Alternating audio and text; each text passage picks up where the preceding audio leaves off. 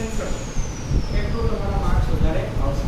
Present પણ આપણે સાચી રીતે કરવાનું, એવી રીતના સાચી રીતે. પણ માની લો તમે સ્ટેપ આપણે ભૂલી જઈએ, કોઈ વસ્તુ ભૂલી જઈએ, એમાં ગભરાવાનું. પ્રેક્ટિકલ એ વસ્તુ છે મૂકવાની ના હોય, એને કરવાની શું કરવાની?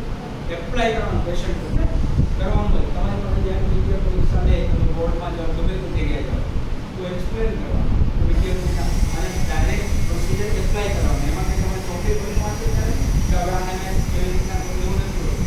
આપણે જે સેન્ટર પર જઈએ, જે જગ્યા પર જઈએ છીએ, એ જગ્યા પર આપણે સ્વતંત્ર રીતે કાર્ય કરેલું.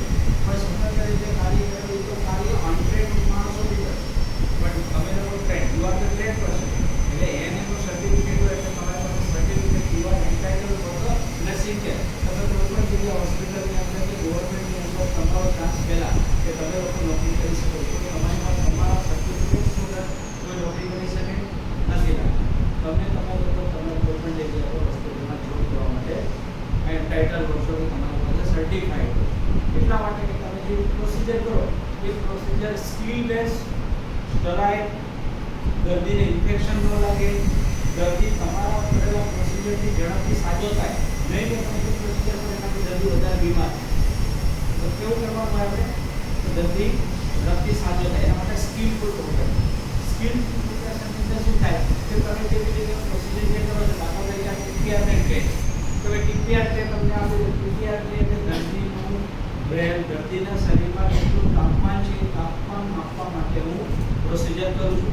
તો ત્યાં તમને એક પરીક્ષા પૂછે કે તાપમાન માપી તમે કરશો શું કરશો? તમે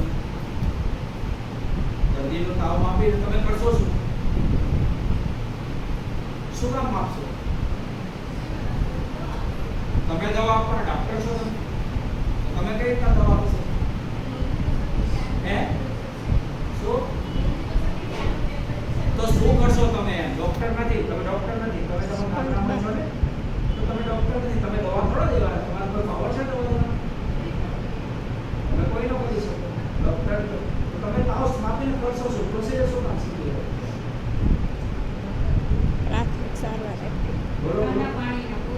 પોતા એટલે કે તમે નર્સિંગ કેર કરી શકો. શું કરી શકશો? તમે જ્યારે આ પ્રોસિજર શીખવાનો હેતુ શું છે કે ડોક્ટર વગર તમે દર્દીને કેમ સાજા કરો.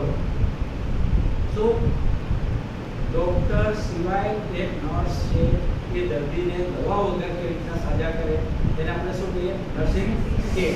તો ભાઈ હવે ટેમ્પરેચર વધારે છે, આપણે દવા આપવાનો કોઈ રાઇટ્સ નથી, તો તમે શું કરશો? એને પોલીસમાં જઈ પાણીના પોતા પૂછશો આપણે, તો પાણીના પોતાને પોલીસમાં કરીએ તો આપણે એને જ્યારે 1 મિનિટ સુધી કે 10 મિનિટ સુધી પોતા મૂકશું તો 2 થી 3 ડિગ્રી ટેમ્પરેચર એનો ડાઉન થઈ જશે, એટલે દવાની જરૂર નથી પડી. અને પછી હાઈ ગ્રેડ ટેમ્પરેચર રહે છે તો તમે એને રાખવાનો કોઈ મતલબ રહેતો, તો તમે ક્યાં મોકલશો? વધુ સારવાર છે બીજા હોસ્પિટલમાં મોકલશો. તમે સારવાર કરવા માટે બંધાયેલા છો નથી, પણ તમે એટલું કરી શકો કે દર્દી એનો તાવ તમે માપો તો એટલું થાય કે તાવને લીધે દર્દી મરી ન જવું, તો એટલું તમે કરી શકો. એટલા માટે આપણે શીખીએ છીએ. તેના માટે આપણે તાવ માપવા માટે થઈને આપણે શું બનાવીએ છીએ? ડેવિડ